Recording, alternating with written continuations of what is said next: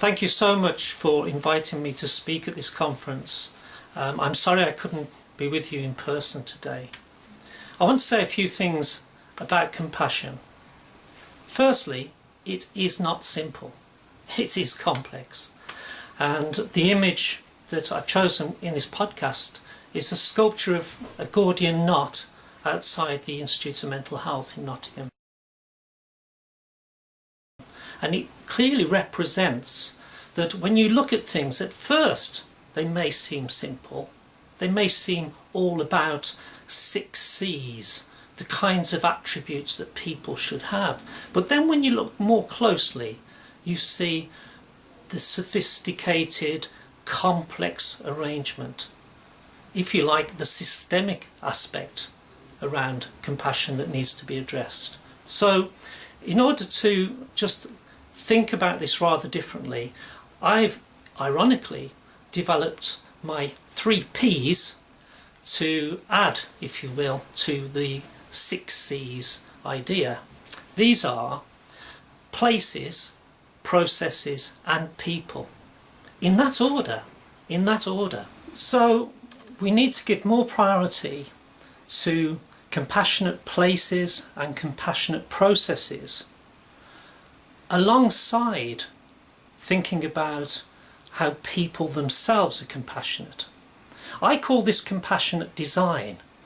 I want the focus to shift quickly now to how we can build compassionate places, spaces and processes that advance compassion for all people concerned with healthcare. That is, our patients, relatives of patients and our practitioners.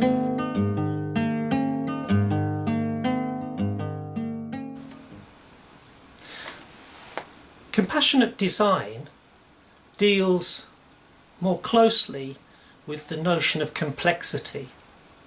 We're looking for a more sophisticated response to the issue of compassion. Compassion is not a cream that's applied by nurses. And I think compassion should be everyone's business in health service development and innovation.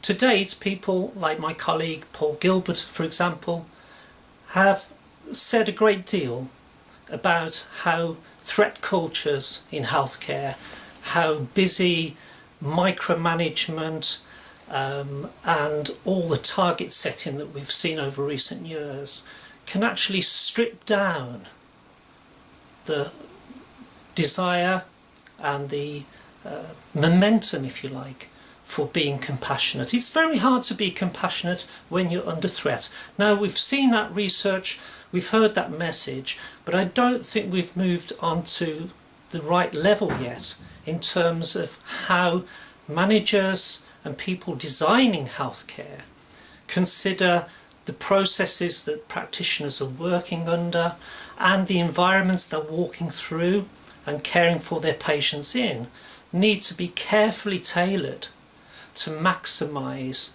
humane, life-giving environments rather than ones which subject individuals to stress and threat.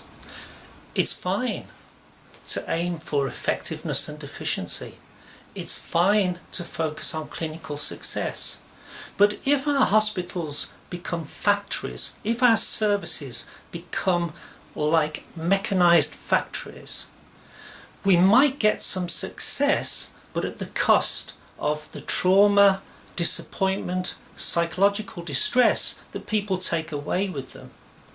That's not always measured, but it comes back and it bites us. One of the things I would like to see is what I call bi-directional compassion. Now, compassion needs to flow both ways. We need compassion from our policymakers and commissioners of service to our executive managers and in turn our clinical managers. And then our clinical managers being compassionate, expressing compassion and practical compassion for our practitioners. And for our practitioners then to be in the best possible state, as it were, to be compassionate to our patients and their families.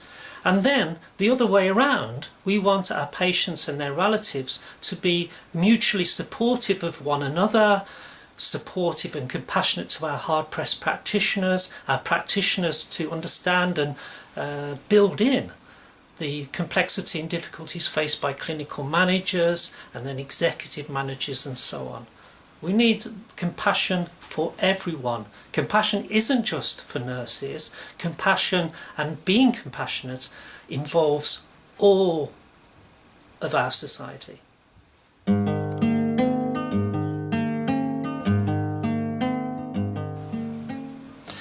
I hope the conference that you're experiencing today helps you formulate new ideas.